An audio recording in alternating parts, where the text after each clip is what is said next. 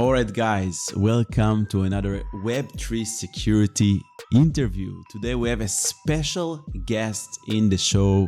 It's Dravee, and he's an awesome Web3 security researcher with so many accomplishments, and I'm very proud to have him on the show today and super excited to hear about all your experiences and how you transitioned into Web3 security and all the interesting story and alpha that we're going to share with the viewers today.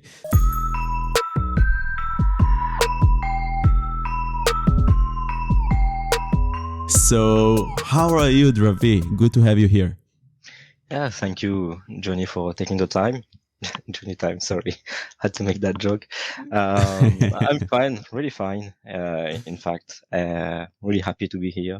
Again, thank you, excited. And how are you?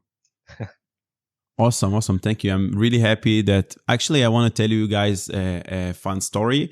We just connected on Discord very randomly and we just started speaking.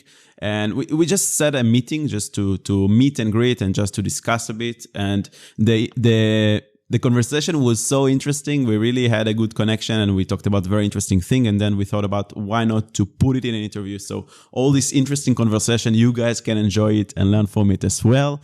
And that's why we're doing this interview and it's going to be super fun. I'm great. And yeah, so the first thing that I would like to ask you is before we deep dive into Web3 security is like, if you were like me, because I was a computer geek nerd. I mean, since like childhood, I used to play computer games, like from the old computer games, like I don't even remember the name, like Doom and Keen, and then later on also MMORPG games, and I always was interested in computers and playing game, and this is how I got into actually development and IT and eventually cybersecurity and Web3 security. And I'm interested, what was your background connected to computers? Like, how did you start your relationship with computers? So I'm about, let's say, 10 years older than you, so I couldn't have started on computers at the time. I mean, 10 years? 10 years? Wait. We gotta make this right. So I'm 29. Oh, all right. No, so not 10 years, but I'm in my 30s. So yeah. Okay. Sorry for interrupting. Go ahead. But oh, no worries. But yeah, I couldn't start with computers. The first few ones I was hearing, the 56K connections and the I did hear them quite a bit. I know what the 3D printing of the save icon is. The save icon. Nowadays, people say, why did you 3D print the save icon? Yeah, no, it's a floppy disk.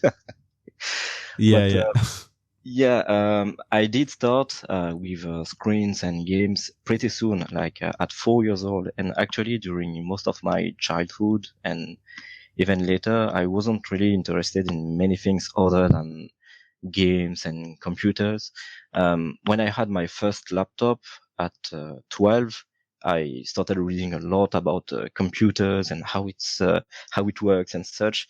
And and a year later, at 13, put some money on the side, I actually decided to build my own computer. Like, you couldn't really play on a laptop back then. It was very expensive. So each pieces and each slot, how there was this and that. So I did build my own computer at 13. I really was into all that. So yes, it started pretty soon, and I was very much into games. Really built me some nice memories too. And that's I have amazing. a very nice playlist now of musics. So yeah. From which games, if I may ask? Oh, it can start from even Sonic, wow, very old Sonic music, to Zelda, Pokemon, Mega Man, you'd say Rockman, I guess here. Lots of things from back then, Zelda, Final Fantasy, those types of things. Cool. Kingdom Hearts. Yeah. I can relate so much. I just had a conversation with a friend recently, and he said that he's sorry that he spent so much time in computer games when he was a kid. I told him I'm the complete opposite. I'm so grateful. The fact that I was interested in computer games, it motivated me to learn about computers. To when the computer game just ran slowly on my machine, I was interested. What is the RAM? What is CPU? How can I improve my hardware or get a better computer? Maybe I learned how to format my Windows machine, all these kind of things. When I played MapleStory, for example, I wanted to hack the game and get advantage in the game. So I started researching in forums like how to hack, like, I don't know, get hacks, God mode hack in MapleStory. So I learned about cheat engine and memory manipulation. So for me, games were like the motivation to learn about computers, and I'm grateful that, and I think that actually depends of like how extreme you are with games, but it adds a lot of value and improves your thinking. And also the English I didn't learn from school. I'm not native English speaker, but I learned because I had to, when playing MapleStory, like to talk and trade people and negotiate with them about items. So it taught me a lot of things, and I'm grateful for playing like games as my childhood, and I can definitely relate. And about music, I can also relate because till this day, when I'm auditing, I'm just putting sometimes MU online, MapleStory background music, and it feels like a game for me. So it's like instead of there are no looting, voices, like so you're not even interrupted by someone talking. You see. yeah, I guess, yeah. or the words by heart, so it's not distracting. Even so, yeah, those make the best playlist. Can totally relate. No regrets either. I'm not an English native speaker, but yeah, when you're young and you're actually downloading games, yeah, nothing illegal, right? Everything legally. Yeah. I was downloading them No, it's in free to English. play, MapleStory and Emulon. It's like it's the era of like free to play And games. actually, you talk to other people in English. There are also the forums and such. So yeah, you get to be exposed to the English language a little more than if you were only in France, talking French with everyone and playing in French, putting the game in French. You just be in your own little country, you see. So yeah, it did help quite a bit too. I do feel more comfortable than a lot of people, even programmers that look on forums for solutions in French. I mean, how can you survive without English? No, you cannot survive without English these days. Yeah, you cannot. Yeah. You just cannot. Yeah. So this is the first prerequisite, guys. Before learning coding, before learning, just learn English. If you don't confident with your English skills, just enhance them. This is the first skill that you should work on, in my opinion. Yeah, totally. Yeah. Okay. So I understand that you also have a technical background, and you started coding at which age? So you built your first computer at 13. When did you start coding? I was playing around, but never really did advanced stuff. But could say at 15, but never really dedicated to that. It was mainly after that, after 18, let's say. And then there was engineering school, and then the job, and the side, playing around with your new coding skills, trying some Unity, trying some building some games, Cool. things like that with game engines. So I even coded some apps at some point. So yeah, just having fun at some point. But yeah, I actually didn't start that fully into the coding skills. It wasn't that early compared to some people. So How you have about you? pretty solid foundation with like coding and development, right? Yeah. I'm wondering if you also have some experience with cybersecurity, like traditional Web2 cybersecurity, like web application hacking, malwares, and stuff like that, or just you straight went to Web3 security. No. I actually spent some time on. Well, first I was like a standard full stack developer for years, and then I kind of I earned an MBA. Do we say earned, or how do you get a diploma, a degree? Well, Yeah, sometimes the words. And then switched to DevOps and project management. But during that time of DevOps and project management, I was bored, very bored. And instead of developing things on the side, like apps and such, I was more interested in Web2 bug bounty. And actually learned about bug bounty hunting programs through the project management, my project management phase, because people were asking about the security of such product and such. And then I heard about bug bounty hunting, what it was. Then got into it, got into some communities like bugbountyhunter.com, met some awesome people that also helped me, got some bounties also. That's very motivating. And so my background for Web2 security is mainly that of a developer or ex-developer that got interested in the security side, taking Burp or Zap and playing around with things through bug bounty. This is very interesting. So you basically were a DevOps and developer, and then you was more excited about bug hunting because obviously it's more exciting. There is like an adrenaline and excitement around, oh my God. It's like hacking legally. You can hack stuff and legally and even get rewarded for it, which is very more exciting than just 9-to-5 jobs. And so you started with all those Web2 bug bounties like HackerOne and BugCrowd, and how was your success back then doing those bug bounties? Oh, it was limited on HackerOne, BugCrowd, Integrity. I did like at the time. I don't know if it's still the case, but they had some monthly CTFs, XSS CTFs. I had some really good time, but also because the community on bugbountyhunter.com was very nice, and it's like you're hacking with friends, lots of smart people that actually understand what you're saying, and then you go back to your day job, you talk about some little things that could improve some processes, and it's like people don't even want to listen to you, like, oh, it works that way. So there was a difference between the hacker mindset, a hacker wanting to always learn new things, and the corporate one where everything's structured and you just want to have the delivery and not not go beyond that. And I'm sorry, I think I've lost track of your initial question. So I asked about the Web2 bug bounties and how did you succeed? Like, how was your results? Were you able to get some nice rewards? What kind of vulnerabilities were you able to spot? Was it like some high severity ones like remote code execution, SQL injection, or just, small successes here and there? It was smaller successes, and also on programs that were like more private or on other platforms. So on the big ones, it's very complicated. I do think at some point I had something on Red Bull, but couldn't really get to the end, and was starting to get bored. I spent days on that and then just gave up because I wasn't having fun anymore. But no, I actually went to the non-exposed ones that don't really have a program on big platforms, and this is where I saw success.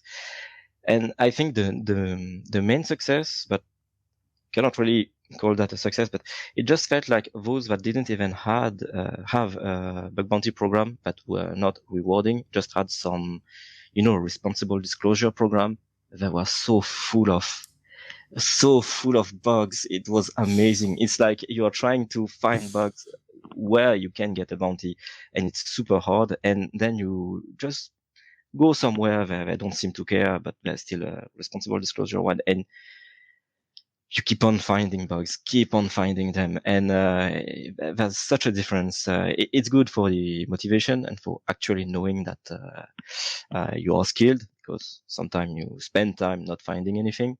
But it's also kind of scary. Yeah, it's very similar to Web3. It's like, it seems like the way you describe your experience of Web2 bug bounty is very similar to what we see now in Web3. So first you said that you were joining a community and it really helped you to meet people and to work together. And this is something that we see also in Web3, and people appreciate it a lot, that you have so many good supportive communities where people make friends, partners, colleagues, and this is awesome. Also, you say that you had more luck finding vulnerabilities in projects that were not listed as bug bounties, which is another thing that I hear more often now in Web3. So the actual projects that are listed in Immunify, because of the competition and that all the great researchers just try to find bugs in them, it's much harder to find bugs. But if you go to projects that maybe go to DeFi Llama and search projects with high TVL that are not listed in Immunify, you might find more bugs. So it might be more easy because it's a bit under the radar. But you have also a risk because you don't know if you will get paid. There is no like an organized process. You don't have like a third party that connects between you, the researcher, to the team. So you also have risk, and it's a bit scary because you don't know what will be the result. I think it's always scary because even with a third party, their power is limited. Immunify, I know they work super hard to keep everything up, but sometimes they cannot really do anything when a project just doesn't comply. So it's scary both ways. And we did see recently the proof of what I kind of said with 100 proof and his big bug bounty finding. You are aware of it? Yeah, definitely. Yeah, definitely. So yeah, it does seem like a nice strategy. And actually the project was audited. So I figured maybe we should look at audit reports from companies and then look if they are listed on Immunify or Hats.finance or the Saloon. And if they aren't, maybe you can kind of, maybe there would be less competition and you'd be more likely to find something. Yeah. There are very interesting strategy when it comes to bug hunting. There is one strategy that I discussed with Owen from Guardian Audits. For example, Owen is very confident with GMX protocol, and he audited the code bases several times. So I told him, why don't you? It's like an alpha secret here, but I told him, why don't you go to all the forks on all the other chains, or not even forks, maybe just similar protocols that are trying to implement perpetual and synthetic assets exchanges, and just try to find for the same patterns, for the same mistakes, because maybe GMX has $300 million total value log, but you can find like a $20 million total value log that is not listed in Immunify, and try to secure this one because you're already familiar with how to implement correctly perpetual dexes, what are the common mistakes. So you can just go to this like long tail projects with the lower TVL, find bugs there, provide value there, and try to get also your bounty there with less competition. It's a very interesting strategy. What do you think? I think I heard that recently there was an interview with a triager from Immunify. He did say that some people in Web2, through the Web2 bug bounty programs on Immunify, do report again and again and again on every project the same kind of bugs, because people just keep making the same mistake. And I believe when you've got some alpha or some niche knowledge that you can I won't say automate, but reproduce between projects, I think you should definitely do that. You should find that kind of mistake, because other people would be looking for the other more standard mistakes. And if you're more likely to find something faster than the others, or just that they can't find, do it again and again and again. I believe this is a very nice strategy. It brings value because, if you don't make the report, they won't necessarily fix the code and they will get wrecked, likely. So, it does bring value. Yeah. And this is a game. In the end, it will be common knowledge at some point. But when you are first, you've got that advantage of being first and having some niche knowledge. That's also the case on Code4rena when you've got some unique findings and then people just keep copying it. And then you've got 30 people, 40 people posting the same thing. At first, you could earn thousands on something, and then it ends up becoming like not even a low severity finding, but an NC, you see. Yeah. So definitely. much common knowledge. So Talking about being first, you were one of the first people that started doing, I think, Web3 security in the world. You're like one of the OGs in Code4rena, and you have so many interesting stories about people that you worked on how it was back then, like nostalgic stories. So, so like moving on to the next subject, like how did you get into Web3 security? How did you start, and how was it back then when you started? How did the industry look like? How did Code4rena look like? Immunify, when was that, and how was that? We will be very excited to hear these stories. It was early. It was very early, in fact. But it wasn't that early because I was already like reentrancy was already common knowledge. You see, there are people that started way before. I started in 2021 along Cohort 0 from Secureum. This is where I learned everything from really zero.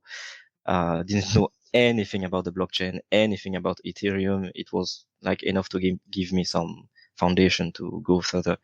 So, sorry for interrupting, but what made you move to Web3? Like you were doing Web2 back bounties and then you heard about it somewhere, someone told you about it? Like what triggered your interest?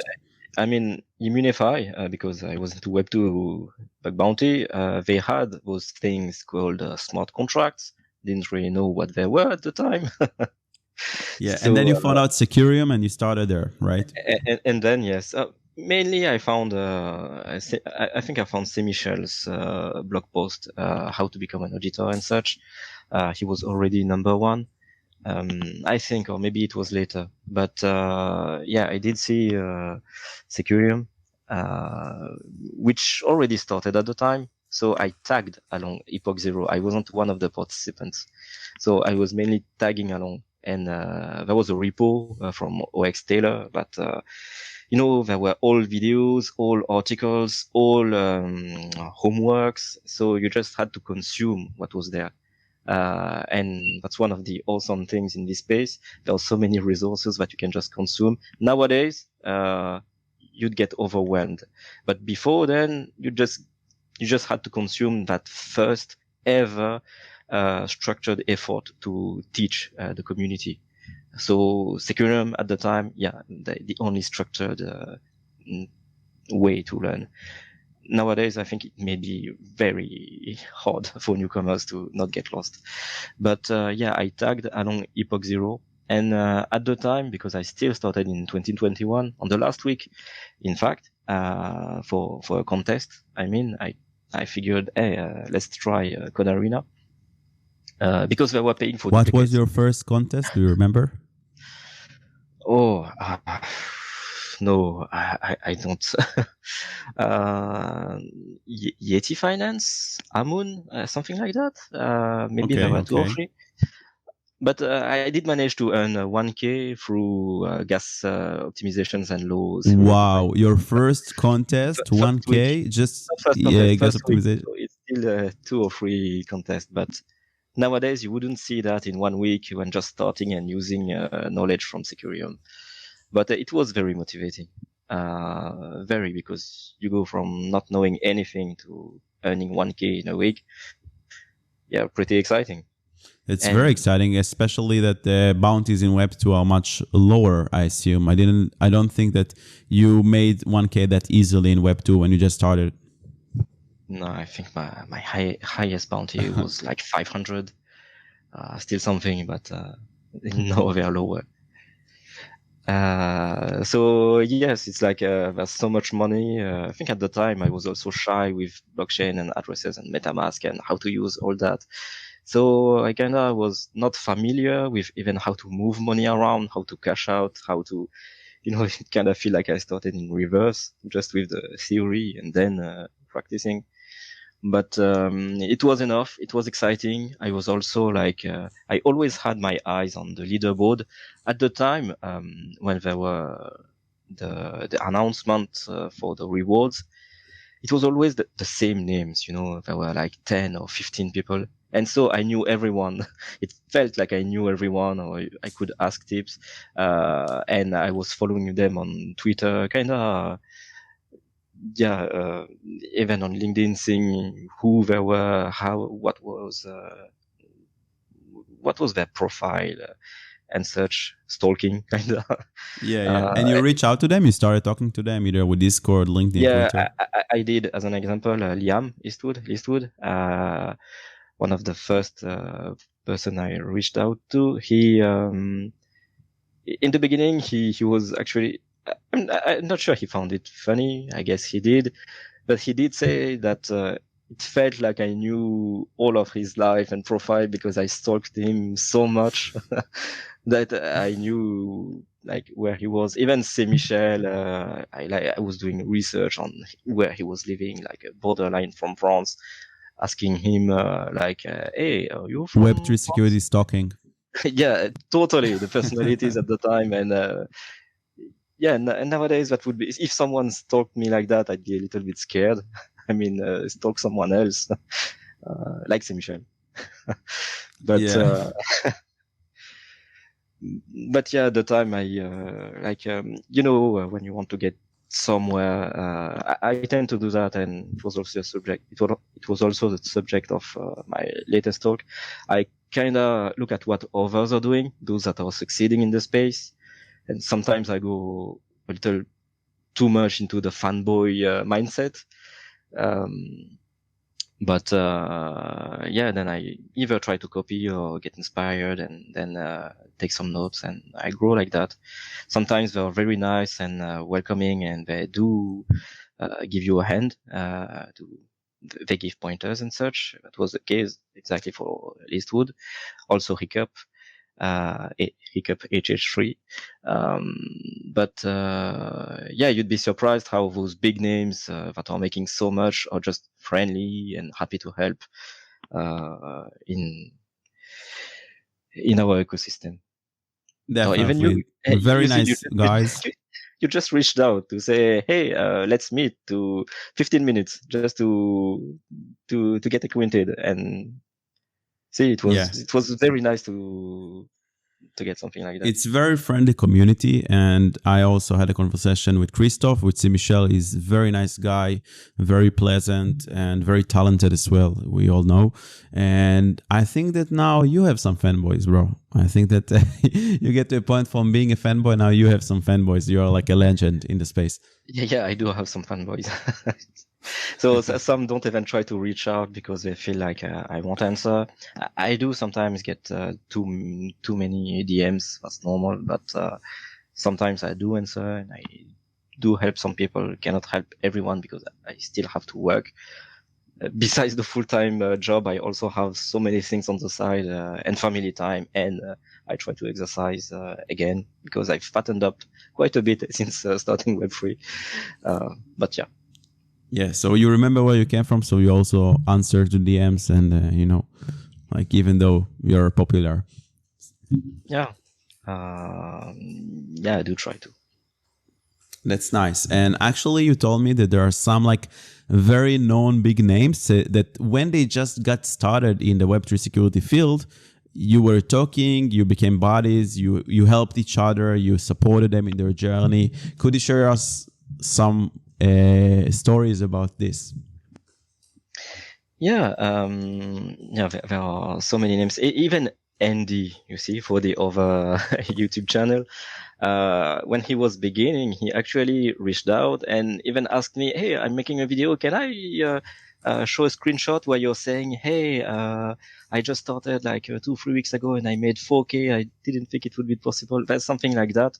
That's on one of his first video, early 2022. And it helped in getting others motivated. Sure, helped him, and then he helped others get motivated. And also at the time, 100 proof was coming, hack was coming, lots of people were coming and asking for some tips. Also Pashov at the time wasn't security focused. Then he progressed very fast. In fact, everyone in those big names progressed very fast. I even felt kind of left out at some point because I did hurt a lot of plateau, a lot of walls. I will share a little later why I think it happened. But yeah, in the beginning, it was very nice getting those names and giving some tips, and then motivating each other, talking just sometimes even Pokemon music, you see, even with Django and such. And they were saying like, oh, this is how you're having such a high score on the leaderboard because you have those musics. Oh, see, it was very nice. And yeah, we kept motivating each other, and it was very friendly. Nowadays, yeah, there are very big names. I mean, even 100 Proof, who is very friendly, and we also DM from time to time, often. Now I'm feeling kind of impressed when I'm talking to him, like kind of becoming a fanboy, while he started after me. I Yeah, mean, it's like the student, beat the teacher kind of like. I mean, this guy is incredible. Like, just he works really hard, and he made this 1 million bounty. But I think it's very exciting for you to see that how these people you're able to support them and to talk with them when they just got started and see how successful they became. Either if it's like 100 Proof or Andy or Pashov, everyone in his own way. And it's actually every one of them in his own way. It made a success, right? Exactly. Because Andy is working as full-time security researcher in a Web3 company. 100 Proof made a $1 million bounty, and Pashov became the most booked auditor, private auditor. So it's amazing to see it, I think. Yeah, it was very, very, very amazing. And as you said, in their own way, they were probably more attuned to their own needs, because quite often we were talking like lifestyle, what we want, how we want to live. Sometimes just even talking Rick and Morty. You see, 100 Proof, we we talked a lot about Rick and Morty, because we were comparing like who knows the most quotes from the series. So just stupid conversations. But yeah, those that were like attuned to their needs and what they wanted kind of went past me for a while, and saw a lot of successes with Pashov at some point. Yeah, it ended up being him motivating me for how to live a rich lifestyle, how to get focused, and how to delegate some stuff. So yeah, very, very nice people. Nice. Seems like you made nice friendships along the Yeah. way, and now we made this friendship possible. So I'm glad to be your friend. Glad to. Yeah. So it when you started, it was a bit different actually in Web3 security. And do you still recommend people, newcomers, to get into Web3 security, and why? Of course. I recommend people to get in there. We are not in the best market situation. At first, when I was starting, it was very different, because you had this crazy dopamine rush, because success was very fast. You knew everyone. It was like a small community of people earning a lot of money, I guess, and you could progress and have a lot of help. Nowadays, everyone seems a lot more busy. There are a lot more people. Competition is like never before. The payouts are way lower, but it should be taken differently. We are still kind of early, you see, and you still can use like the platforms like Code4rena not as a main income, unless you can earn some unique, you can find some unique stuff, but as a way to showcase your skills. And if you actually showcase your skills and learn through them, and instead of trying to, fish wide, find the most bugs possible, the low hanging fruits, you actually try to take some part of the code, dive deep, and you will be faster on the next contest, and try to build your skills. You will get somewhere where you could have a name for yourself, a reputation, private audits and such, and you can see it's a little different. Code4rena is now mostly a way to, yeah, you could earn a lot with some unique findings, but you need to be creative and yeah, spend the time to actually get into that. And yeah, we are still kind of early. I believe in the next bull phase, and then a lot of companies will be hiring. Now it's kind of hard to land a job, but it's still I won't say easy, but it's still possible to get some private audits. They know what they are paying for. And if you can actually deliver and you've got confidence to find bugs at your level and they know your level, you can actually get a pretty nice life. Exactly. So I do recommend people to get into it. Yes. Yeah, I 100% agree with you with everything that you said. First of all, that now it's like more like a bear market, and not only in crypto, in general in the world, it's not like time where companies lay off people rather than hiring people, and it's probably temporary state. It's going to change both for the entire IT market and the crypto market as well in the future. I do believe that Web3 is going to take a huge role in the future of finance in the world, and people who know that in the tech level, how Web3 works, how smart contracts, blockchain, consensus, how these kind of things work, and security, it's very small and narrow niche, but it will pay off very much in the future. I 100% believe in that, and this is why also, because this is one of the reasons that I'm dedicating all my time towards Web3 security, if it's in education, if it's my professional skills and everything. And this is one. What else did I want to say? Yeah, 100%. But I agree. I just remember about showcasing your skill. I cannot agree more. And this is something that I teach my students in the smart contract hacking course. In one of the lectures, I'll tell them, guys, you have to build some social presence, right? It doesn't matter if you want to become a private auditor or land a job as a smart contract auditor.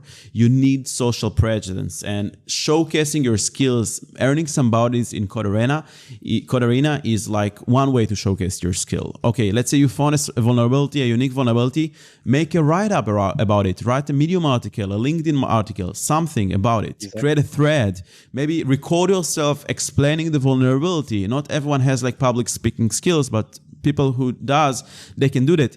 And this is one of the videos that I want to record how to land a job as Web3 developers or Web3 security engineer. You need to stand above the average. How do you do that? You make social presence, you showcase your skills, if it's GitHub repository, Medium articles, YouTube videos, threads, etc. And this is, in your next interview, you're going to be asked, okay, what's your experience with Code4rena? And then you can say not only that you participated in some contest, that maybe you found one vulnerability, you don't showcase the money that you made, but the fact that you found vulnerability and you wrote an article about it and you have a video about it.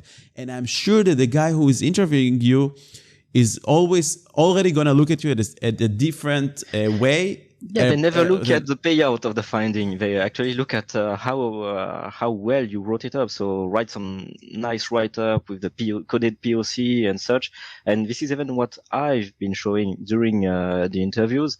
And they never asked, oh, how much did you get paid for that? There were like sometimes even 20 other findings. And no, you're showing your skills, your findings, your presentation skill. And yeah, that's like a free marketing, I guess.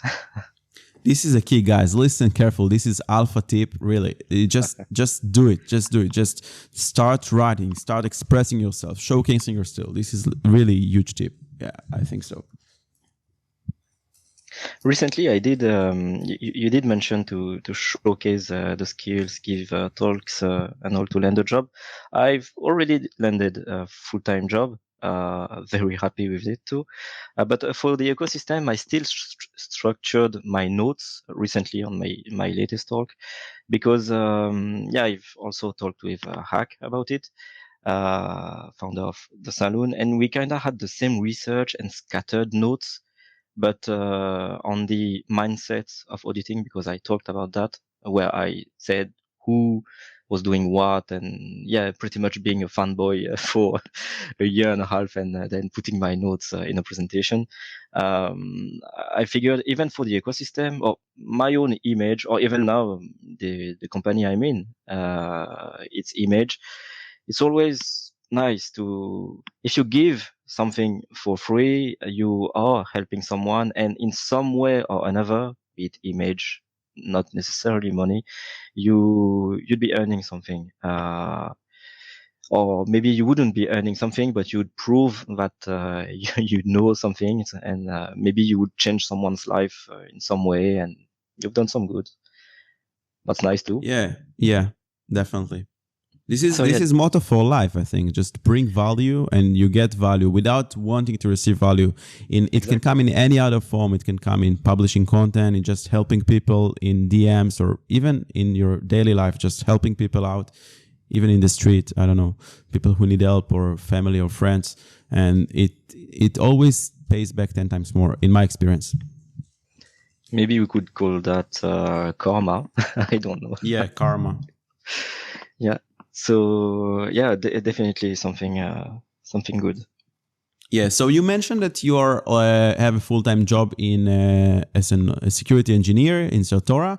But Yes. before we dive deep into your current job, I really want to learn a bit more about your contest. Like, I don't know, how many contests did you participate? How much money were you able to make? Did you also able to participate in bug bounties in Immunify?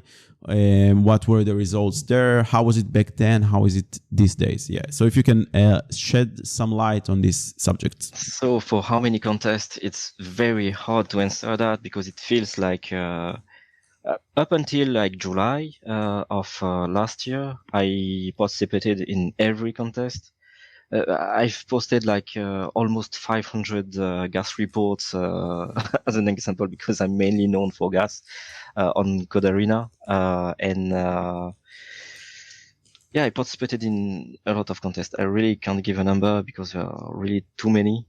And that might not have been a good thing because this is also one of the reasons I plateaued because, you know, when you're doing what you know how to do, you're not really challenging yourself to go beyond and learn and actually ponder. So, yeah, I knew how to find some bugs. I was finding them, but, it's not the way to go. See, on every contest doing what you know how to do. You actually need to progress on a contest. So I participated for the answer on too many contests. So it's not something good. It's not the more the merrier or the best. Why do you think you did it? Because it was fun? You just enjoyed it? Well, one of the reasons is that it was lucrative, and you know when you're kind of always earning in first place, like on It's gas, a bit few wins, addictive, I think, right? it's very addictive and it's very hard to it's hard then when you say okay, I will just stop and for a week just read reports or just go through the CTS or go through that and learn about such protocol, to not see your name when there's a an award announcement. So yeah, maybe I got a little bit too addicted in being ranked in announcements. And so I kind of almost totally stopped on July of last year. Then I participated a lot less. I think I made 90,000 in that half year period. Yeah, it was that Impressive. 90,000. That's impressive. There's also a time I was participating as a team, bow-tied wardens. We earned like 15K in a month, divided by 4, but still it was a very nice learning experience, and I keep advocating being in a team because it's more fun. You are growing more, you are exchanging ideas. I really like and I need to be in a team too, so I really have been advocating that.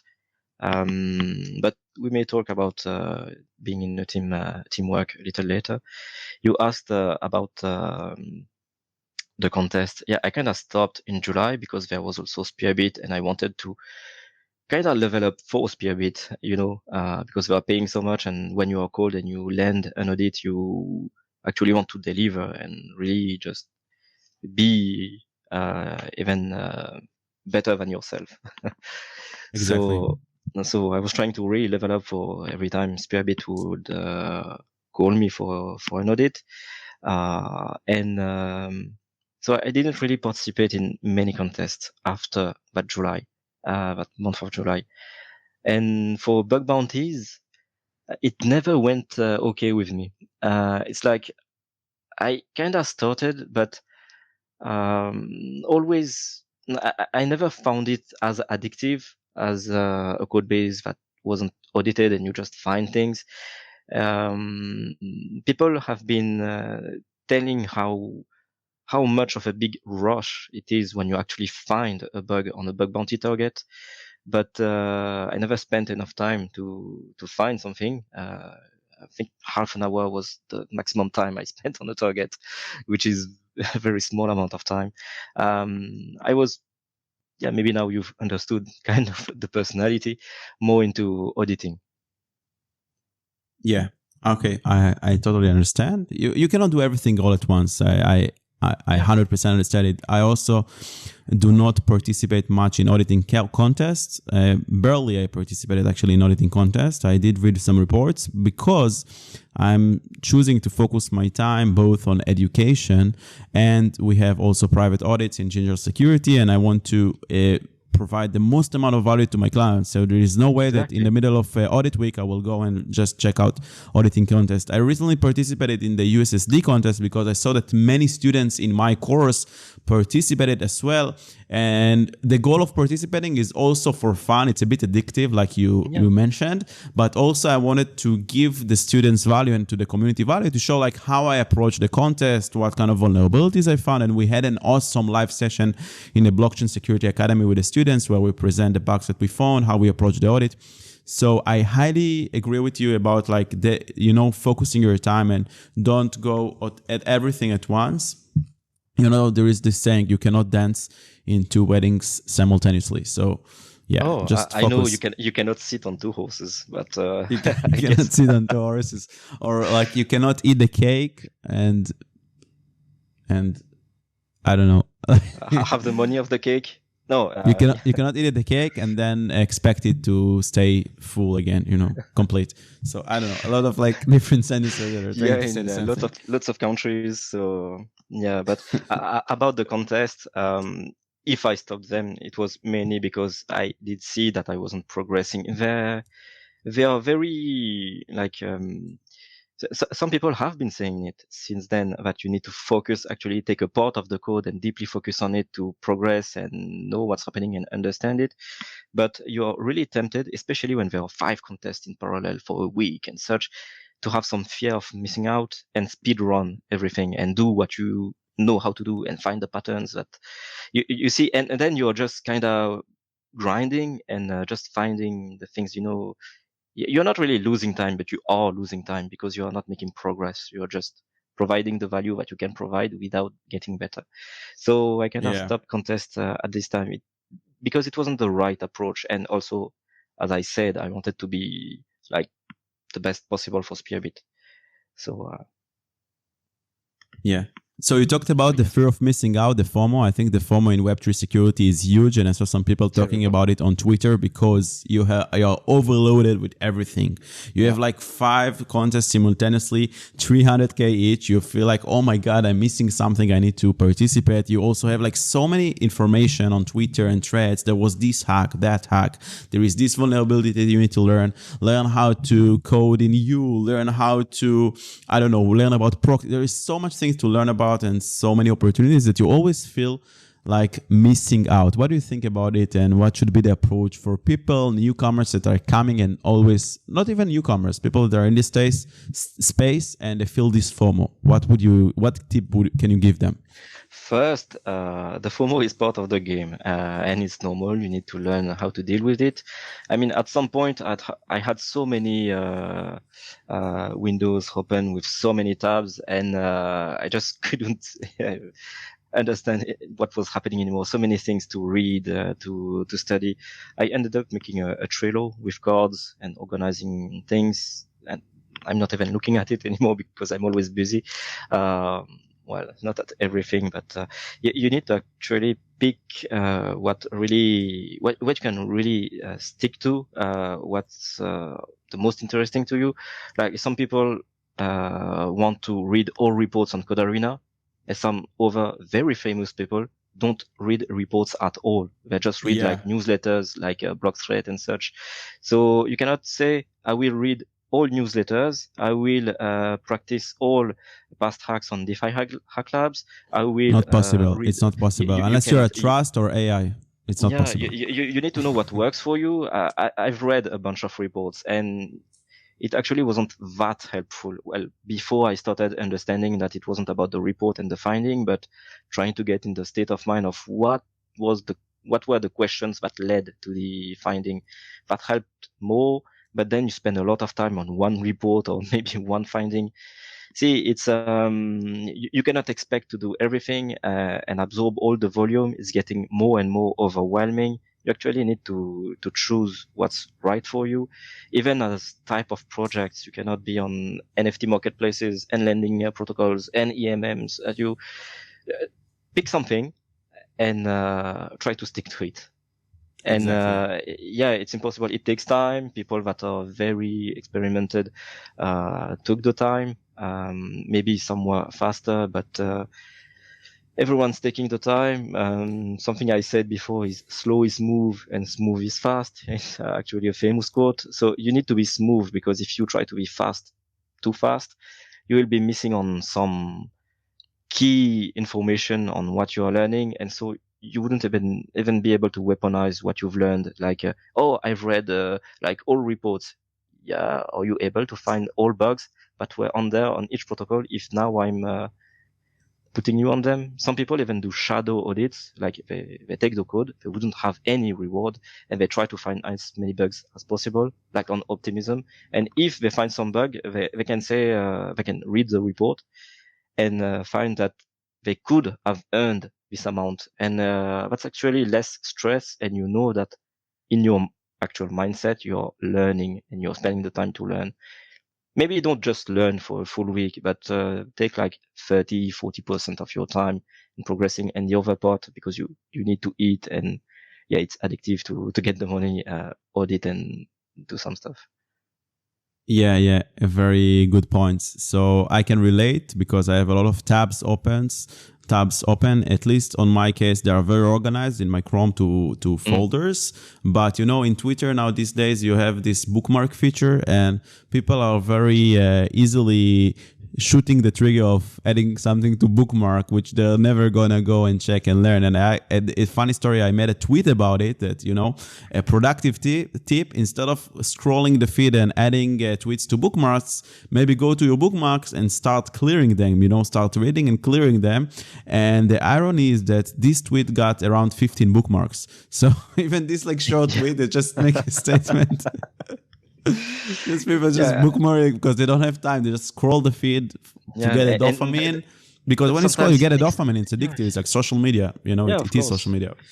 And you actually want to believe that if you've bookmarked it, somehow it's in your head as an information, but it's not. And sometimes you rediscover things, and going through the tabs or cards, if you're organizing things in a compound style, it's takes a lot of time. It really takes a lot of time. Everything takes a lot of time. So you just need to know that and not feel guilty. You will take the time you need. We are still kind of early, yes, but we are in the right period to build on our own skills. So you can make it. Everyone can still make a big name for themselves, I believe. Definitely.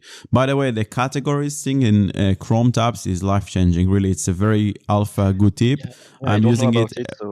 So so let's say you work on an audit, you can just make a folder with all the tabs that are related to this audit. If it's like I don't know the way the protocol works, the docs, the GitHub repo, I don't know, the conversation with the devs, everything could be in one folder. And another great tip, if you're working in a laptop and you are like you want to preserve your battery life, there is an awesome extension. It's called the Great Suspender. And by default, it suspends all the tabs after like 30 minutes. So you can have like a lot of tabs open, organized into folders, and they don't actually consume battery and CPU and memory because they are suspended. So you can go back to them anytime. This is how I use it. So I have these kind of folders for audits, for let's say the course management that I have, the Blockchain Security Academy. Let's say I have one folder for Cairo because I want to enhance my Cairo skills. So it's very organized. Just a tip for the viewers. Nice one. Yeah. For me too. Yeah, for you too. Yeah, it's very, very nice. You should try it out. Both the extension, the Great Suspender, and the book folders inside Chrome tabs. And another thing that you said that I liked is that instead of like reading reports, this is another huge alpha tip. Don't go and just read reports. be active. And this is something that I always advocate my students to do. And this is how I built my smart contract hacking course.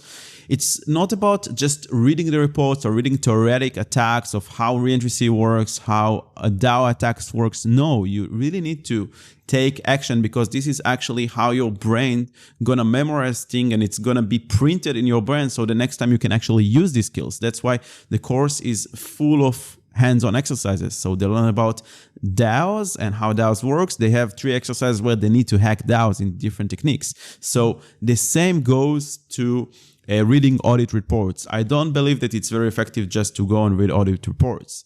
It's better to do like what you mentioned, like shadow auditing, okay? So go to a report that's already being published, but before you read it, just clone the report to your local machine, try to find bugs, add some audit comments, try to understand the code, do it. Don't be tempted to go and look at the report right away. Just try to find bugs yourself and see what bugs you found, what bugs you missed. This will be much better learning experience, and much more value will be added to your skills rather than just go and reading the report. This is one thing. Another thing is that if you go to an active contest that is actually happening right now, and it's about, let's say, diamond proxies, you can go to Solidity or just use some Google Docs to search all the vulnerabilities in Code4rena or Sherlock or even Spearbit that was about diamond proxies. So you learn about diamond proxies by doing auditing, live auditing or previous auditing, and then you can also make a write-up about it, about one of the vulnerabilities that you found. So this is some great tips for how to learn in a practical way. Yeah, definitely with Solidity too. It's amazing. So yeah, definitely. And it's a way, as you said, to actually be learning during your audit, because if really you're auditing something and at the end you're just, as you started, you haven't learned anything, you pretty much, you haven't really progressed. And so you're kind of losing your time on this audit. This isn't the right way, and you will be plateauing pretty fast. There's someone I know, one of the wardens, who actually for one of the contests, he even joined the protocol's Discord to see what they were talking about. He went through the commit history, see what they were mitigating. He had an overview on. This is very smart, actually. And such. So yeah, and by chance, by kind of stumbling across one of the issues raised on a subject, he learned about it, and he ended up earning a unique finding, because it was so niche, such a little concern that was forgotten somewhere, that and that was on the Discord, on a conversation, just somewhere by digging, by getting interested in the protocol. So next time there would be something similar, he would have more information in his head to actually be faster. And yeah, you don't need to be everything at once at first. You build your speed for next time, every time. And yeah, that's it. Damn, I feel like this video is going to be so dope. We share so many tips. If I was a viewer, I was like, oh my God, so much value. I love it. We've talked to some people, and we've learned some things from people, and we've taught some people some things. So. And we didn't even talk about automation yet. We didn't talk about Spearbit, about automation, about gas optimization. You are the Harry Potter of gas. You're the one who like kills every gas optimization report. Like, about your Certora. Damn, I think we need to do part 2, or just today. We're not gonna do anything today. Just talk. So it depends on well, I still have time. We could spend let's spend some more time, but we can, if we were like a bit tough on time, we can schedule part 2, so there will be even more expectation for the viewers, like of like, damn, I need to watch part 2. But yeah, so ask away if you have some questions. Yeah. So let's talk a bit about Spearbit. So you moved from Code4rena to Spearbit. You wanted to enhance your skills. How was your process there? How did you apply? How did you become lead? I believe you became like senior developer, senior auditor. security researcher. That's the step just below lead security researcher. Yeah, just below. The lead ones are like C. Michel and some people that find. C. Michel, Liam, there are lead auditors. There are some more. Soon some very the best in the world. Yeah. And so please tell us, like, how was it? How did you apply? How did you start? What role did you get? How many audits did you participate in? How did you progress in the roles? Well, in fact, it was like I met them in real life at Trustex in Amsterdam. They had some party on a boat. They called it Spearboat. Spearboat, that's a cool name. But it's mainly that I met them. We talked about how on Code4rena I was finding bugs and such. Then we had some, after Trustex, some interview process, technical assessment, and then I became a security researcher. Actually, it took some time before getting called, and I only got called on OpenSea related audits. And well, this is the main reason why I didn't stick with Spearbit. They are awesome. They are the best, and you always like have some breakthrough or learn a lot when you're auditing with them. But it's not frequent enough. Like when you're getting a lot of audits, weeks to weeks, months to months. It's not a full-time job. You cannot expect to have. It's not a full-time job. It's well paid, of course. And yes, they are the best in the world, but you are more likely to be full-time, to be working full-time when you are a lead security researcher. But because there are not that many. There aren't that many, but there are already a lot of security researchers and even more juniors. They even split the role since then. But yeah, it's awesome. I would have liked to have audits like every month on them, but sometimes you do have some breaks between them. I did get called kind of recently for an audit, but I'm already full time with Certora, so I couldn't make myself available. But I didn't technically leave. I can still audit, but it's a choice. I'm fully investing my time in Certora. Yeah, I understand. So how many audits did you participate in Spearbit? Do you remember? I think only two. Two that lasted for like 3 weeks, and with 2 weeks of mitigation review. So it took some time before it started. It started like on October. Interesting. Then, so, by the way, do you get paid for the mitigation review as well, the same rates, or only for the audit week? Only for the audit weeks. So the mitigation review, it's not like you're full time on it. It's when the customer is asking for something, or they have some finding, or so commit. They want you to review, or even post contest. You actually give your expertise on that, and yeah, that's just the little problem I had. It wasn't frequent enough. Well, it could have been. Yeah. It could have been, I guess, October, then December, then here it would be June. Could say that it would be frequent, but it's not full time, and you've got a lot of time. It's all right for lots of people that are, doing some private audits and competing. Yeah, I think you can combine it with either with learning, with auditing contest, or private audits. But if you have a full-time job, it's a bit challenging. I did feel like what I needed the most was to be in an environment with a team, and that's very, very valuable to me. And yeah, be attuned to your needs. Some people did say, "Why are you doing that?" And because it's how I am. It's according to my own needs. So yes. So it's actually the first time that you were working on Web3 security as a team, and this is I think one of the reasons that you liked it so much, because you're a teammate person, a team group working style person. Can you tell us a bit about how was it like? With which people were you assigned in a team? What was the dynamics? How did you work together on the audit? You mean at Spearbit or at Certora? Yeah, at Spearbit. We didn't everywhere. start. Yeah, at Code4rena, you also participated in a bit in a team. Before we talk about Certora, more like Code4rena and Spearbit. Yeah.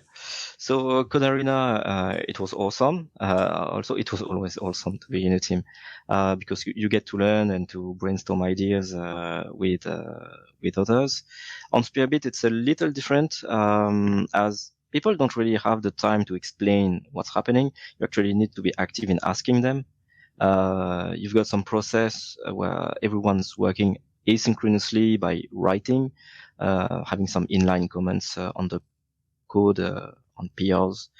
I don't think I'm giving a very big alpha here, but sorry for interrupting. Do you share the same code base so you can see other auditors' comments on the code base, yes, or everyone has its own? Okay. So you actually see everyone's comments and even the sponsors, the customers. So everyone's discussing sometimes on like one line of Interesting. code. And you can have whole threads because when you are making a PR, you can add comments on a line. And so this is what we use. I don't believe this is a big secret process, but yeah. What was the alpha that you wanted to share? Sorry, I interrupted you. No, this is what I said. When you make a PR, you can add comment on a line of code, and this is what we do to collaborate. So cool. So you worked through GitHub, right? Through PRs, well, there's your own environment and Solidity Visual Developer and the audit tags. But when you want to communicate, you tag some people and ask some questions on the PRs. So you constantly need to pull the repo to keep up to date with the new pull requests and new comments. There's a code change. The pull request is in the beginning, and you work on it for a month. In fact, just because no, but once how do you get like live updates when other auditors add comment to your local VS Code ID? No, not to your local VS Code. You are not merging code. The commands are on GitHub. So in your local repository, you have your own comments when you clone it, and then you write your own comments. But if you want to see other auditors' comments, you go to the GitHub repository and you see the pull request. You're adding your own piece of code. In fact, you're editing your local version. But the frozen version, which has been PR'd, is the one on where you actually just am I even allowed to say how it works? Well, it's not. I'm not sure, but if you don't feel confident, we don't have to continue to talk about it. But I don't think it's a big secret. Yeah, so it's just that you've got some comments, real comments, but locally you're editing your code. Yeah. Cool. And how was it like to participate in a team in Code4rena? Which team did you participate in, and what contest was it? How was it? There were several contests, but even if it was only in a month, we kind of participated in almost all of them in that month. And there is someone very experienced in it, who also works right now at Spearbit. And you get to learn from each other and each have your own findings. People calling like your ideas dumb when there's just nothing, or you asking for some precision when it's not clear enough. And one in the team was actually in charge, the most beginner one, of actually writing the reports, so the others could focus on finding the actual bugs and discussing. Well, we were discussing all together, but we were each having our own mission and talking about the bugs and the code base. That's super cool. And how did you become the gas optimizer master in Code4rena? That one, I think I was the first one to understand that a lot of it can be automated. And I do believe I'm the first one to have automated things on Code4rena as an ex-developer. Then some came and have way better automations than me nowadays. But and even I can see on the automations some things I've written initially, so we all copy each other. But at first there's the automation, and then the things you can save with the gas savings you can find. I actually believe it's not infinite. It's actually pretty finite. Do we say finite, finite? Yeah, I think it's very easy to automate gas optimization findings. Yeah, and the things you can't automate, you can have a checklist to go through in each function and have some helpers with Solidity visual developer to know where are the state variables and where are the memory or storage arrays and such.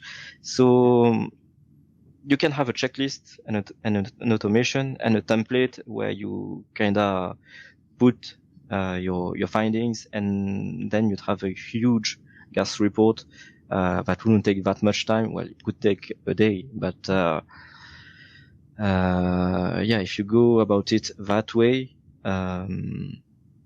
if you went about it before me, you'd be number one. In fact, nowadays, I believe lots of people are better than me and are not spending that much time on gas. There are also new things to optimize on, like plus equal or like A is equal to A plus B instead of A is plus equal B, some things like that. But only on storage, not on arrays, because on arrays, it's the opposite that is gas optimized. Ridiculous things like that, that you need to know to actually know and submit. But I don't really do those anymore. Because it's not the best use of my time, I believe. But it was a very nice way to begin to learn about the EVM and to really get into it. So I thought, what can you share about your strategy back then? Like what you wrote? So you learned like all the gas optimizations, and then you wrote like a Python code or a Python script to static analyze the Solidity files, or like what? Well, I'm a JavaScript guy, but even at the time, no, I use PowerShell. You use PowerShell, interesting. On Mac. On Mac, yeah, because you told me that you have Mac, so you use PowerShell on Mac. Yeah, I went from Windows to Mac because when I quit my job, I went from my automation that was on my Windows to a Mac that I bought. So I just had to find a way to continue using the previous automations. You've got some templates, and then you find you've got some keywords. You find some patterns, and you replace those keywords with what you found. Sorry about the noise. No worries. Just some replace on templates by pattern matching, and then you filter the false positives most of the time, and it's way faster to filter false positives than find real positives. For the manual parts, it's mainly a checklist. So it was pretty finite, and I believe everyone can have a very nice gas report on any code base just with some kind of automation, even the existing ones that are open source, and a big checklist. Wow, this is very interesting. So yeah, I believe that PowerShell and Python are the best for this kind of task because it's very good for data processing. And here, when you write a static analyzer, you need to process a lot of data, like lines of code, and then parse it and replace keywords. And yeah, I used to write a lot in PowerShell and Python in my Web2 security days. So wow, this is very interesting. Do you believe that still, if you will use your tools, you will be able to make some bugs in like I don't know, Code4rena or like Sherlock with Sherlock not because they don't have gas optimization, but Code4rena. I've changed since then. I believe that's some big alpha, but I don't know why people aren't really. It's been said again and again and again on Code4rena, but there's an open source tool called Analyzer by Judge Picodes. That's open source. It's in Node.js. And it enables you to add your own findings, be it with regex or AST. And for AST to browse the tree is pretty easy. Everyone has installed almost everyone, 99% of the population. I never heard about this tool. Solidity Visual Developer, yes, but about this tool, it's interesting. I didn't hear about it. And you can pretty much fork it and add your own findings and edit the code to do your own things. But this is cool. There's already a baseline to use AST, and with AST, if you try to open some code base you've got on VS Code, at the top you've got things like graph this, report, and you've got parse. If you click on parse, you'll have a whole tree view of the code. You can try it right now. You'd have a whole tree. Cool. Can you share with me the link? I also want to add it later to the YouTube description so people can find it as well. And by the way, did you open source your gas optimization PowerShell Of scripts course or not. no? No. Why not? No. If you're not using them anymore, why not? Maybe other users can improve them. Yeah, I do use them, but privately, or I do improve Mm-hmm. them. I mean, there are some things also that this tool isn't doing.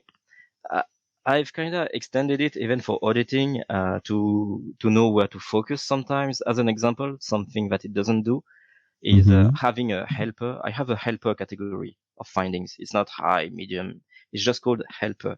And as an example, I have like a section that outputs all storage variables. I mean operations on storage variables. So by having on one screen that and on other the code base, even if visually you can see where are the storage variables, it's actually valuable to see to have an eye on only where they are used, or to match where there are like external calls inside functions, because when there are external calls, they can be front run. Maybe you can send something there. Maybe you can change the order of execution. External calls are pretty dangerous. And so if you have a helper that actually flags, be it false positives, I don't care. I just want to flag all external calls, even if it's a call to balance, to transfer, to some join, some deposit, I don't care. It's an external call. I want it to be like a finding, and I know at which line they are. So then you just need to go through them and maybe work in reverse and see if you can do something with it, or then you can cross it out. So I actually use the automation to have some audit companion, you see, this way. And this is something I do for, Exactly. yeah, Have an for, audit component, not just generate the report and just throw it on the yeah, sometimes the code base report. is so big, you might just want to, like output me all the unchecked statements, and then I will look by myself manually if there's another flow that's possible. See, it's kind of easier when you're getting tired. Or even another simple rule is like find for me all the plus plus and minus minus commands, like all the incrementation or decrementation, But that one and is a they don't finding. is unchecked. Huh? Oh, sorry. Yes, but that one can be automated. Yeah, easily. But some are just, and it's actually automated. But some are just helpers, just to really know, like, yeah, what's happening. To understand better the code base, like tools that help you understand better the code base. Maybe just And to bring some more attention to the sensitive areas. And this is something I do use, not at first, because at first you need to understand the code base and go through it, simplify it, and know what's happening. But then, uh, especially the one that outputs all external calls, it's the most helpful one. Recently, I found a bug thanks to it, because I figured, hey, what if Bob calls it before Alice calls the contract's entry point that would end up calling that? And then there was a bug. See? And you could find it, but it's easier when you've got some kind of checklist automated that tells you, hey, you might want to look for such, or even for something, just look there. There might be something. It's helpful. Cool. So currently these tools are closed source. Of course. But you can make them yourself with you can make them yourself with Analyzer or other open source tools. And I recently saw in Code4rena there is like this kind of bot races. So the first or let's say there is a contest of like 2 weeks. The first 3 days are for bots to compete. Can you explain a bit what the first hour? The first hour. So it's only 1 hour. How does it work? I never like explored further. Like what are bot races and how they work? Well, you've got access to the code base and to the scope. You input the scope, you run your bot, you kind of filter some false positives if you want, and then you submit. You've got 1 hour to do that. So you just submit the output of your bot. You don't submit anything manually. Well, I suspect some do some things manually, and I did think about having a lot of false positives, and then adding a special kind of comment, and then running it with that other one, and it would be helpful to kind of do that, because you've got 1 hour, so 5 minutes would be enough actually if you just had the scope and push on your button. But as you've got 1 hour, you can go a little beyond on things that aren't that easily to automate. And Why did they separate it? I don't understand. Like, why did they make it like separately and make a separate pot for bots? Like, what's the because idea there were behind so it? many bots already that were earning the top spots on QA and gas reports, that every reports were feeling like they were the same. Now with the bot race, the bots are kind of progressing fast, very fast, and it's getting hard to get into it for new bots. Mm-hmm. And yeah, it's mainly to not have the same bazillion amount of duplicates, and as they share usually in the first day the bot's output, you get to know what kind of gas optimizations or QA findings you aren't supposed to submit because they would be out of scope. And there's even ones where a bot found a high, pretty nice one. Wow. Yeah, so not sure I'm allowed yet to to talk about it because it's a bit of a... Your bot found a high No, not mine, severity. not No, mine. another bot. I believe on that one. Yes, sometimes overworking. I actually fell asleep before the boat race, and I I woke up after, and I was like, oh no, I just missed that. You missed that. You missed to click you need to automate the pressing the button, just to scrape the dates when the Yeah, bot but restarts and yeah, I need to find some way to scrap the website and go into the scope table and do wow, that. that's Maybe interesting. that's an idea. That's an idea, actually. Yeah, yeah. So actually, so all the findings after the bot race are being announced, and they tell it, okay, this is out of scope. Like, how does Yeah. it work?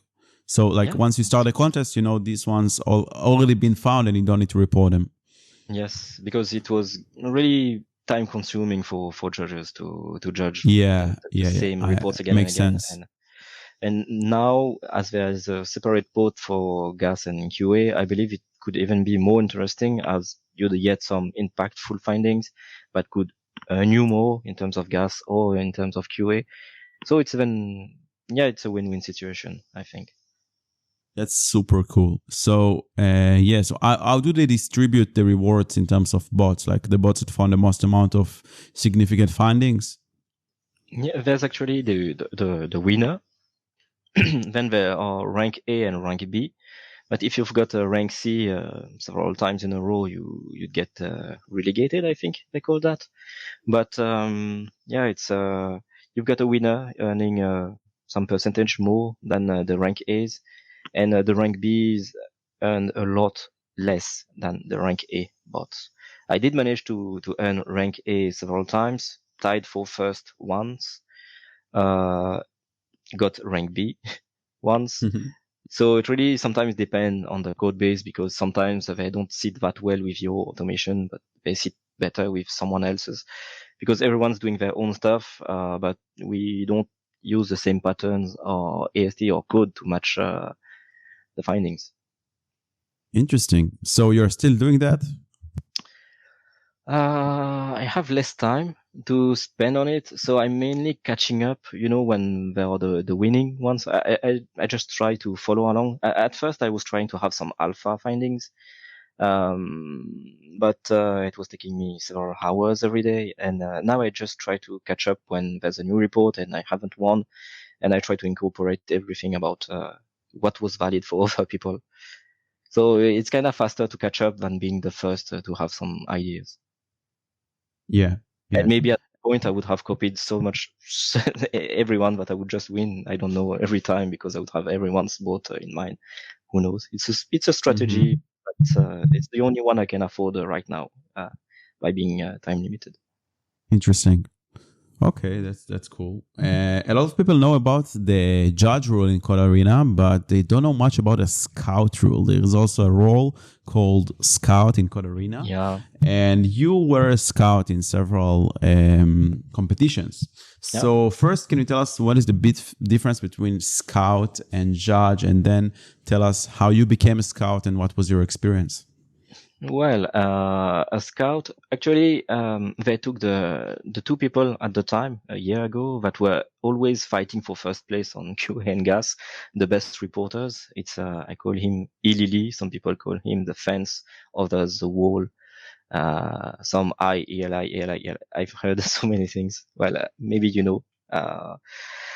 But yeah, they took us both, and so the responsibility you have is that there's the code base that comes a day or two before the contest, and you actually need to make sure that everything is working, like it's compiling, the tests are running, Sliver works, the links would be working on Code4rena's website, the scope and the size of the contest is relevant with the prize pool, just making sure that everything is right for the contest. And preparing that everything is ready for the contest. There are dogs, before test that, cases are running. Yeah. so many times before this role, you were like cloning the repo, and then you wouldn't even be able to run the test suite. You see, Not or even you try to compile. You run have compilation errors. Yeah, probably because even here sometimes the thing happening most of the time they copy paste, as an example, the Foundry project, even the lib directory, but not as a subdirectory for the dependencies as a Git submodule, but as just a folder. So you've got that, and sometimes it's empty or it's not even working. So you need to delete it and do forge install the dependencies and then up it, and then the Foundry test suite would work. Just something like that. Sometimes you need to make sure everything works. What is the pay for scouts? Like, how much do they pay for scouts? It's a fixed pay. It's 500. It's actually transparent and always said. It can take 2 hours, usually around 2 hours, but sometimes, because there may be a lot of problems, can take a full day, and it does happen sometimes. Yeah, interesting. Sometimes we are lucky, and in less than 1 hour we've got it, but some other times, yeah. Depends how bad the code base is and preparation. That's interesting. Okay. So now it's like what we waited the most. We're going to talk about your full-time job as a researcher at Certora. So first, I want to ask you, how did you get this job, and what basically motivated you to get a full-time job, especially when you had success in auditing contests, in Spearbit? And so what motivated you to get this job, and how did you get it, and when did you get it? Sorry. So I was kind of job hunting since September. Kind of looking for a place for myself, and applied here and there, but yeah, nothing really landed. Some were not recruiting at all. Some at the end said, "Oh, we've changed our mind. We won't be recruiting anyone anymore." I won't be giving names, but yeah. There was some phase like that, but I did feel like I needed a team. I needed to be somewhere, not alone, because you like working with team. Yeah, I mean, working in a team, it's something, it's awesome, but you do need to do your part alone first, and this is how I believe it works best. You do your best, well, reasonably in a certain amount of time, and then you are ready to brainstorm with the team. And then you can do your best again with what new ideas have come up. Some people can make you save some time by saying that that this just won't work because of that, or there is actually a path to that. So I believe with a certain balance between both, sometimes deeply focused alone and sometimes brainstorming the ideas that you've just wrote on the side, it's the right way to go. But when you're alone on a contest, you actually tend to stop. Sometimes after the first run, like you've read the function once, and yeah, that's it. While it's more of an iterative process when you look at things again with more knowledge and some other kind of mindsets. I did talk a lot about mindsets, and you've got more time also to really experiment and poke at things. I really wanted to have more time, the teamwork, the brainstorming, and yeah, this is what I got. And I think your question, I haven't answered it yet, is how I got the job for this one. While I was applying here and there, and sometimes, right in the middle of some application, I ask them, is it all right if I stay like a judge at Code4rena and some audit contest? And they just say no, and we stop the process as soon as possible. Certora was actually okay even if I'm not really doing those anymore because I'm pretty busy. It was a friend on the inside of Certora that recommended me. And then I went through the interview process, and yeah, it went well. I really liked them. They did make me feel, they did say, I figured it's one of their value, but they want me to think that I'll be part of a new family, that there will be some kind of new family. And it's exactly what I felt since almost 2 months ago when I started. You started only 2 months. Yeah, I remember your tweet 2 months ago. You started, and yeah, it was 2 months ago that I started. And actually, I feel like it's been longer because, yeah, I did work a lot on this current audit. But yeah, I really like those guys, and really think like I ended up somewhere where I'm really happy with how it's happening. I'm glad for you that everything ended up like awesome, and you're enjoying, and you feel like a family there. That's great to hear.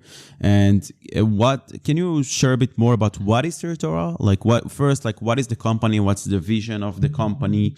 What is it? They develop also a product, formal verification. So tell us a bit about before we dive deep into like what you are doing specifically there. Let's help our viewers understand what is Certora. Yeah. Certora is actually one of the big names. I believe the first time I read about Certora, yeah, it was through Secureum because they had some formal verification races and cares to make you learn about their prover.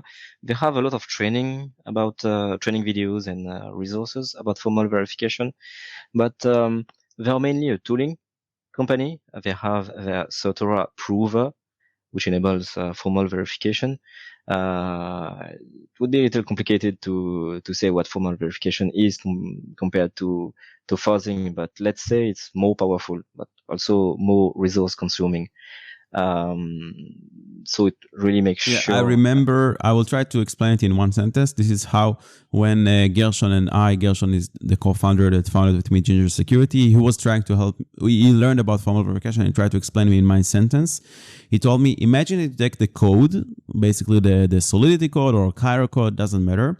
And for every function or even like functionality, you make some kind of mathematical equation that represents this function. And then you use this mathematical equation in order to prove something right or wrong. So you basically fuzz, instead of fuzzing the code directly and running like tests and throwing different inputs and variants into the function, you try to convert it into a math formula, and then you test this math formula instead of the code itself. Exactly, and there are a lot of logic behind it because sometimes you make some assumptions, some under assumptions, over assumptions, something that are reachable, not reachable, some preconditions, post conditions, lots of things to. Well, it does also train you in terms of thinking about the code differently. What should be happening. Really liked the training. It also, I believe, makes you a better auditor somehow. It would help you also write better tests. So some people can imagine it and do this by head. They could do it like with a pen and paper. I believe Zach O'Brien can do it. He often talks about it. But it's something very powerful in that sense. Yes. So they are mainly a security-focused tooling company with their prover. They have some very big names that comes and want some formal verification on their project, and that's an extra, not an extra layer of security, because we actually say that you should begin right at the beginning, right when you're specifying, because you're actually writing specifications and determining the invariance of the system. So we actually like it when the project knows how to use the prover, and then we come and we audit their formal verification suite. So basically, there are projects that are coming to Certora, and instead of just going to an auditing company, they work with Certora with the prover. So the project itself make the specs and invariants, and you guys, the researchers, help them to build the specs and also validate that the specs are good, if I'm not wrong.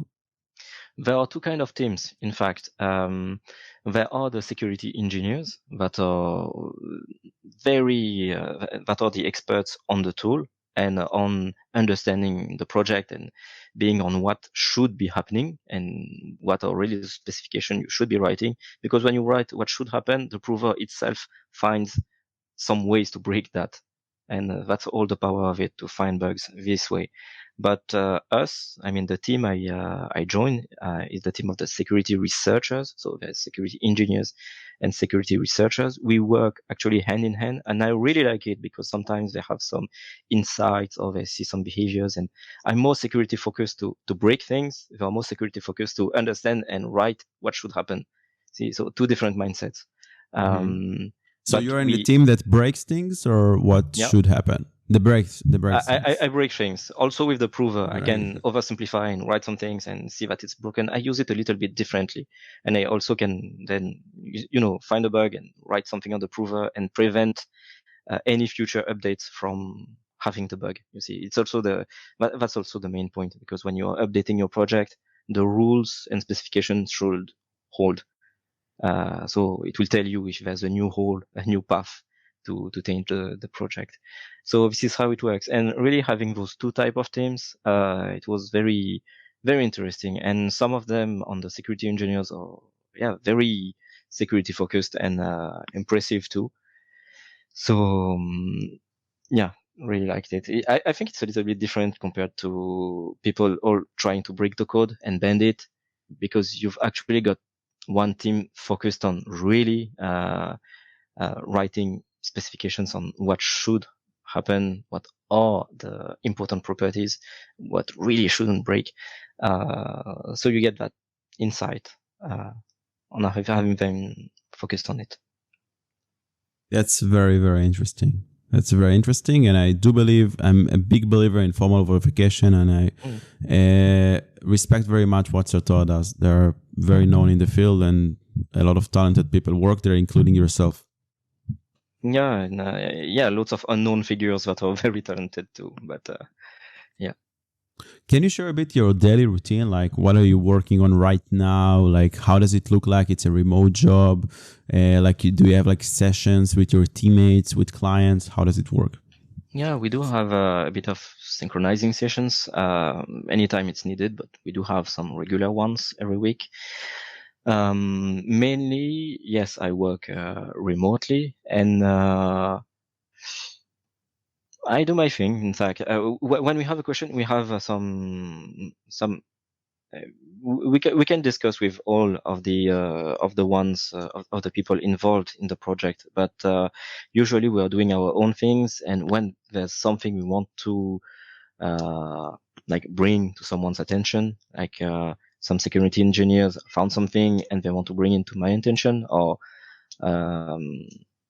that's something I haven't really understood, like in a math formula, and I ask them, and they've got some properties that have already been tested and such. There's actually even an interesting bug where they broke a rule, and in parallel I found the bug, and so one and the other on those two ways, they found that there was somehow a way to break an invariant, and I found a bug. And in the end, the finding in formal verification would have prevented if I just found a scenario. It's just that I found a scenario, but they found what shouldn't happen somehow. That here it's possible, but this happens, and I bought a scenario, but kind of separately. But it was fun to just have them tell me, but this is a rule that actually broke some time ago. Thanks for finding a scenario. Yeah, that's cool. That's cool. I highly I can feel you when you said that you like to work in team, because I'm the same. I always used to work in a team. If it's like when I created algo trading bot, or like tried my own luck with different startup ideas, I always like to have a good team with me, because there is nothing like, sharing even when you're excited about something. Let's say you found a vulnerability, there is nothing like showing your teammate or your friend, hey, look what I found, or like talk about it. Or maybe when you get stuck, you have some people that you can discuss with or brainstorm with. So I definitely understand. I'm always the same. That's why I started Ginger Security with Gershon. The course I created myself, but I later on added some collaborators that we work on together. And also I'm planning to do some things in the future together with Owen from Guardian Audits. So I definitely can relate with you. Yeah, if you know something, you teach it, and so you know it even more. If they know something, they teach you, and then you can explain it and discuss it. And it's a win-win situation. You could think that you're losing time by explaining things to others, but no, really, long term or even short term, I'd say it's very valuable. Amazing. So you we spent some time on job hunting and eventually you were able to land your job at Certora. Can you give some tips for newbies how to land their first job at Web3 security? Yeah, it's kind of hard currently. It took me some months. Well, it was fast at Certora, but I didn't really apply. I didn't really know there was a position. There was a job post for the security engineers, but I didn't even know, in fact, that they had a Wait, sorry for interrupting. Yeah. The tip is just go to both parties where you have people or just parties, mingle with the team, get some drinks, and like, hey, by the way, do we have any positions? Actually, going to live events is a very valuable tip because you get to meet some people and say who you are and in person, and I believe you can make a better connection, and if it matches with your personality, they do know that most likely if you are where you are, you're someone smart that can learn. Even if there are things you don't know, you can learn. So if you've got the personality, the right mindset, they take the bet and hire you. So it's very often not just your pure technical skills. It's also how you are as a person. So meeting people and not just showcasing your skill, but really, in person, going to live events and conferences. So this is first tip started like a joke, but it's actually a tip. Go to live conferences, go to both parties and meet people in person. What will be the second one? Well, how it worked for me, I had friends because, sometimes I answer with a smile on Discord. And so here I had a friend on the inside, but it's not him who gave me the job. He just recommended me, and then it matched all the way through the 5 interviews, I guess. Make some connection and just have a nice time in that field. I mean, you're not obligated, you're not forced to be depressed and just work and alone in your room and alone in your room. You're not forced to sacrifice your health and such. You will have the fear of missing out. There are so many things to do, but play it long term. I mean, where will you be in 5 years if you're doing things consistently? Consistency is very key here. And if you kept progressing instead of doing only what you know how to do for a year, where will you be in 5 years? And how will the ecosystem be? So won't you be someone very hireable, like someone that companies would want to hire? Definitely. So don't just look at right now, even if yes, money is important and you do need it, but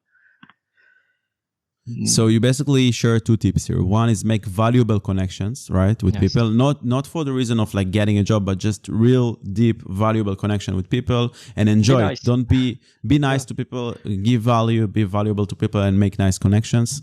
And another tip is be patient, right? Because maybe now it might be a hard time to find a job, but invest more in your knowledge, in your skill, in your connections. And eventually, once the situation gets better, once the market changes and the demand comes even bigger and bigger, then you will be able to eat the fruits, right? Yeah, and be patient with yourself because the mind game in that, I've been through some plateaus. I've had some kind of depression episodes. Sometimes it gets hard, but make some friends, be patient with yourself, actually ponder, do some introspection, take some time off, and come back stronger. Don't forget that you're a human being, and all of us are Exactly. human beings, and we are all one, basically. But this is another spiritual conversation. So, yeah. So all the peoples, all the goats that you see out there, they have life, they have thoughts, emotions, friends, families. As Dravee shares here, he also went through some depression. It's normal if you sometimes feel hard, if you sometimes feel dismotivated, a bit depressed. Yeah, do something that will help you with your mood. Take a run, go do some sport, go dance. I don't know. Everyone with his own hobbies. Be with your friends and family. Go to the beach, relax, do some meditation. So this is another huge tip. Yep. Nice one. Yeah. Anything else that you want to share with me, with the audience? Oh, the thing I keep saying is stay curious, ask questions. Well, try to answer the questions yourself, but do your own research. But be curious. Really, it's be curious, be nice, and you should be fine. Thank you, man. So if people want to reach out to you, they can do so in Twitter, on Discord. Yeah. Sometimes I may not answer because there are some that I that skip through, but sometimes you may be lucky. I might be answering. Actually, if you're adding me as a friend because DMs are closed, do send a message. Mm-hmm. Yeah. Yeah. So guys, with that said, yeah. So Dravee is available for questions and everything, but remember that also people have other things in their life and they have full-time job or other things that they need to do. So it's okay just to connect, but if you have any questions, try to ask it properly. It's going to help you both with asking questions people and both with asking questions AI and GPT. So be very precise. Know how I'm more likely. I'm very more likely to help someone stuck, but actually did their own research, but kinda are struggling somewhere with a specific question, than hey, how do I start? How do I learn? Where do I find information? This I just don't want to answer. Like, sorry, but there are already so many things available. It's not my job, or I don't really.